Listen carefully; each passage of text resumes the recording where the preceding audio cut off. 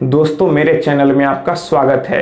आज के इस वीडियो में मैं आप लोगों को बताऊंगा कि अगर आपके घर का ही कोई सदस्य बेईमानी से आपके सारे हिस्से के ज़मीन का फर्जी वंशावली बनवाकर सारे ज़मीन का जमाबंदी अपने नाम करा लेता है, तो फिर यहाँ पर आप क्या करेंगे, आपके पास क्या कानूनी उपाय हैं।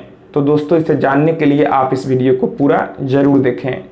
दोस्तों ऐसा कई केस देखने को मिलता है कि आपके घर का ही अधिकतर कोई सदस्य जो होता है, जो आपके चाचा जी होते हैं या फिर आपका जो भाई होता है या फिर आपके गोतिया में कोई होता है, वह आपके ही ज़मीन का गलत तरीके से वंशावली पंचायत के मुखिया से या फिर सरपंच से मिलकर बनवा लेता है और फर्जी तरीके से, पूरे इलीगल तरीके से ज़मीन का जमाबंदी जो है अपने नाम करा लेता है। और हद तो तब हो जाता है कि वे जमाबंदी अपने नाम से कराने के बाद उस ज़मीन को ही बेच डालता है।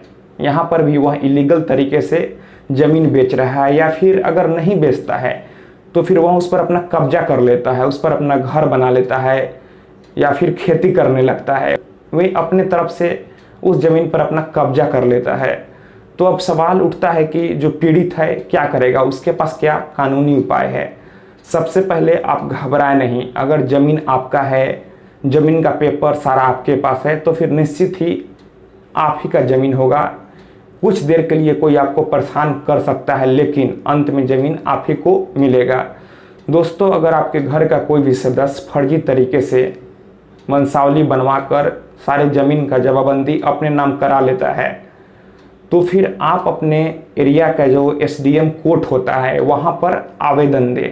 आप वहाँ पर म्यूटेशन का केस फाइल करें।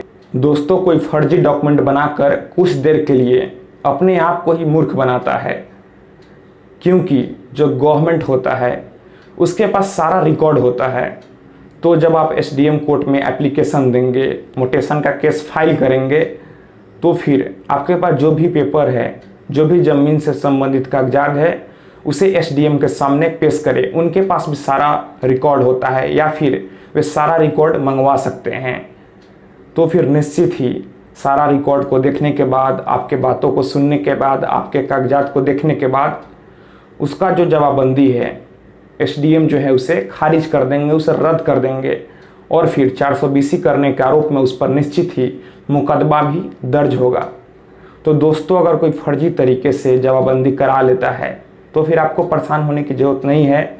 आपको जैसे ही पता चलता है आप एसडीएम कोर्ट में एप्लीकेशन दे दें, फिर उसके बाद निश्चित ही पूरे मामले की पहले जांच होगी। फिर जांच होने के बाद जिसका ज़मीन है उसी के हिस्से में ज़मीन मिलेगा, और जो फर्जीवाड़ा करेगा उसे जेल भी जाना पड़ सकता है। दोस्तों आप बिल्कुल भी नहीं घबराएं।